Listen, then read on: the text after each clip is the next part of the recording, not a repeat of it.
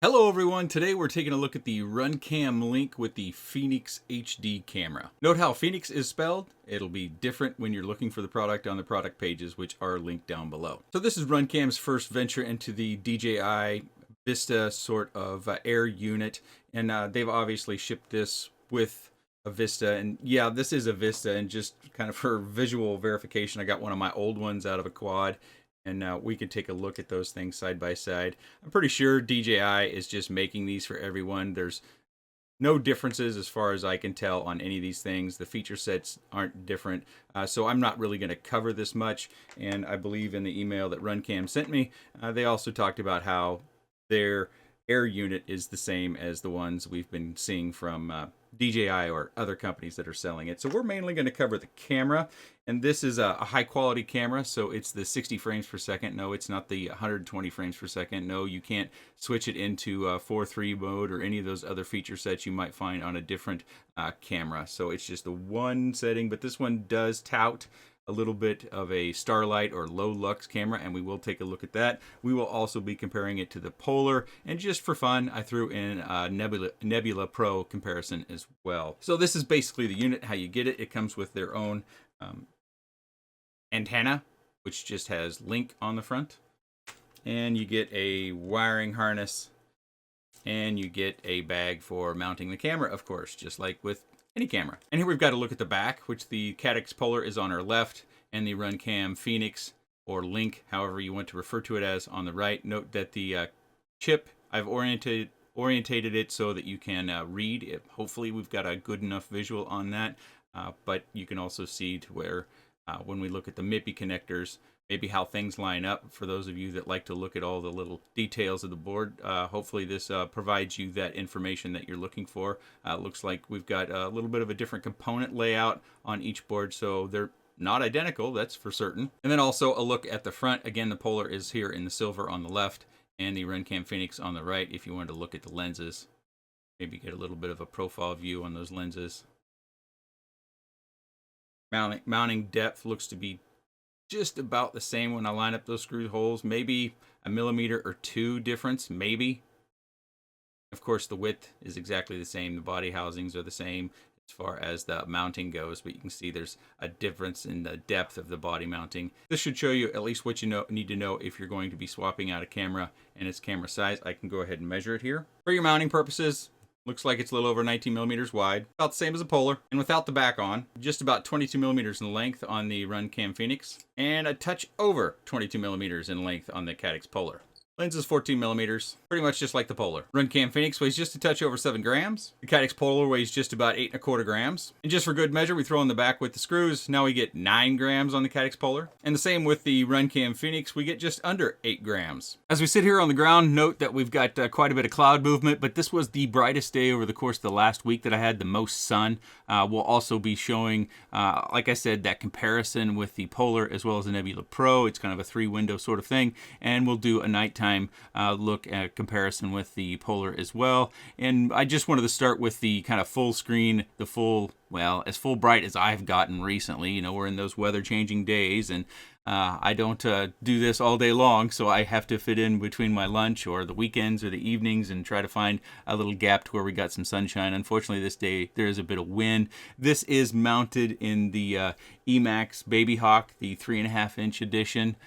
So we have a TPU mount. We do have a little bit of movement. I've got some props that have seen some better days, but I thought pretty much overall pretty good stable image quality. Of course, this is all rendered in 4K to give you the most possible resolution. So if you want to diagnose the image quality of the camera, you should be able to watch this in 4K. Of course, you don't get 4K out of the camera, so that is upsampled to a bit with the video encoding that we're doing in via YouTube, but give us the best possible chance of representing what you see in the goggles or what the camera can do.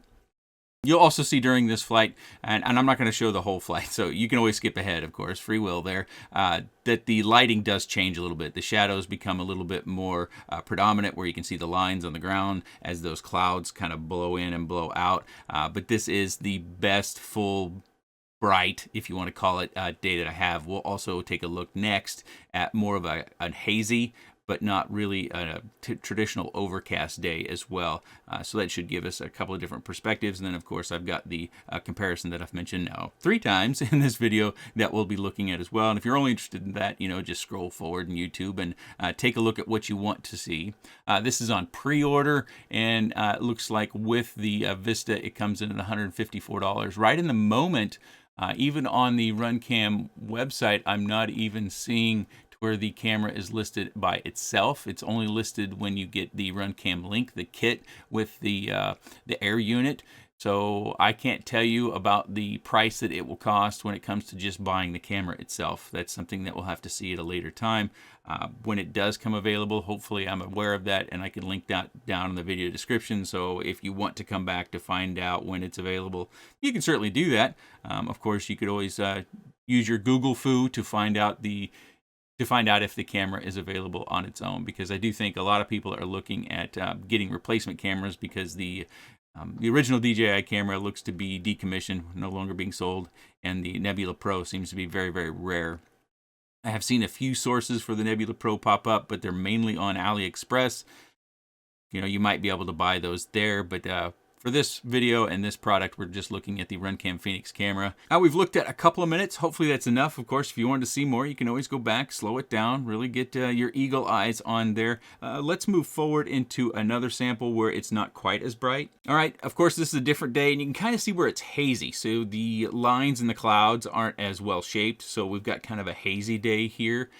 This was originally the sample I was going to use because I was struggling to get a very bright day at all. I was getting a lot of between storms sort of days when I would take this out and try to fly it around to experience it. Again, I should mention that this is the 60 frames per second camera. Many people are looking for 120 frames per second. The latency thing has recently been covered when it comes to the different video systems that we've been using in quads and FPV.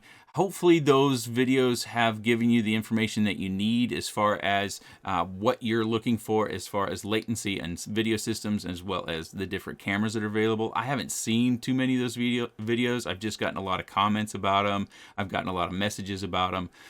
I think a lot gets made of the latency. Of course, the best thing to do would be to just experience it yourself and draw your own conclusions. That's kind of a costly way of going about it, so I understand why people would go to others or look for videos online to kind of get a feel for the latency.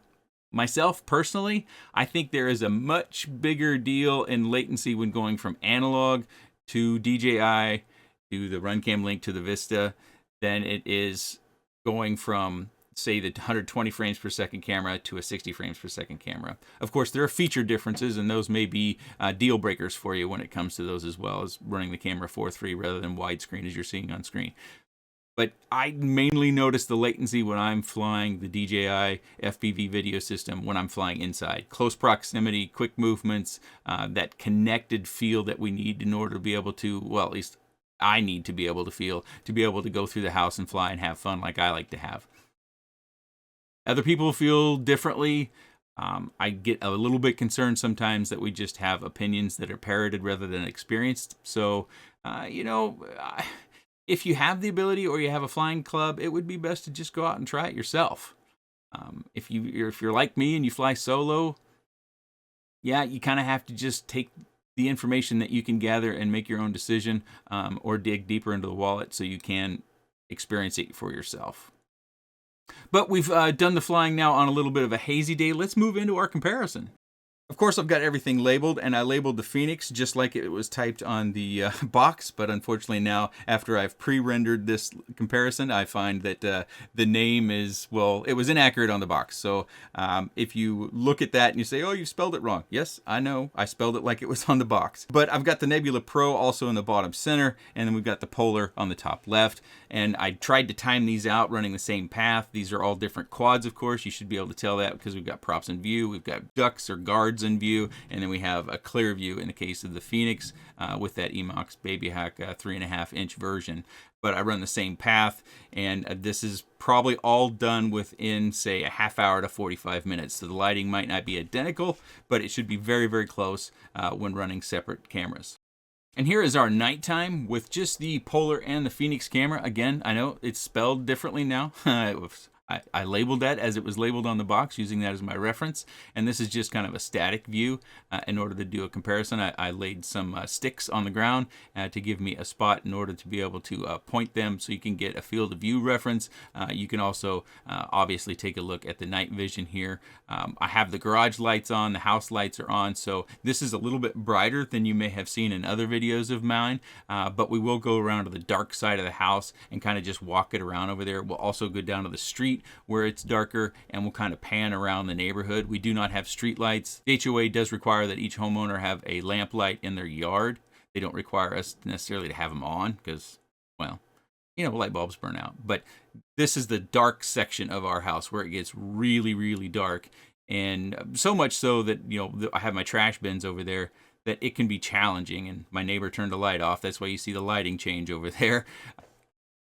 But this is the sort of area where I really have to watch where I step. Sometimes we get little furry critters that are in the area, so I kind of drag my feet, but I try not to trip because our brick path isn't necessarily perfectly level, but it is a very dark area over there. It's not an area I would ever fly, but it's an area that I've used in the past for comparisons of starlight cameras or cameras that can be flown at night. We're making our way down to the street. This is where we're a little further away from all the house lights in the neighborhood. Again, no street lights out here, and we'll do another pan around. So if you live in a warm area or you just like to fly at night or evening, hopefully this gives you some information where you can decide which camera is for you. I know these aren't lined up. I tried to do the same thing and then use the speed in the editing to shorten and lengthen the videos and how they lay out in front of us so that we can get very, very similar views in at least a couple of different portions of the video that we've got the comparison on. But I don't have a rig in order to be able to set up and record these. I've only got one set of goggles. And they're not connected to air units with built-in recording. So do the best that I can. Hopefully it provides you enough information to where it's useful for you and you can make a choice about which camera that you would like to see, whether it's the Polar Pheonix or some other camera altogether. One of the interesting things about these as far as me goes is the night vision is different, and also with the weight being different, that's important to me as well.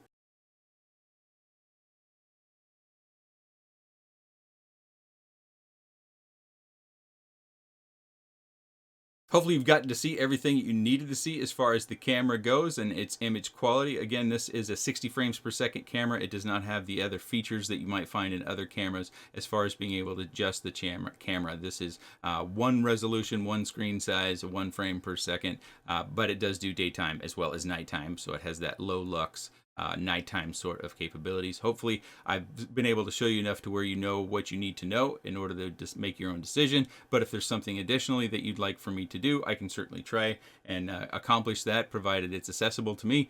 And you know, this is just my hobby. I do this for fun, for relaxation, and I enjoy making videos and commenting and responding to all the comments and having conversations with you all. But I don't necessarily get everything covered the first time. I can always pop this back into a quad and make another run. There will be links down in the video description. Before the video, I saw 3 different sites were listing it, but I believe it's all pre-order. I don't think it launches until the 18th of October.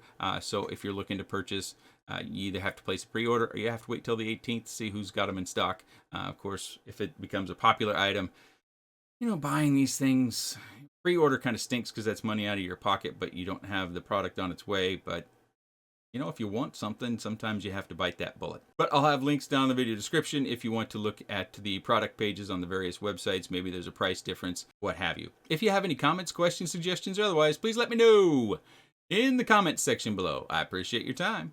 And thanks for watching.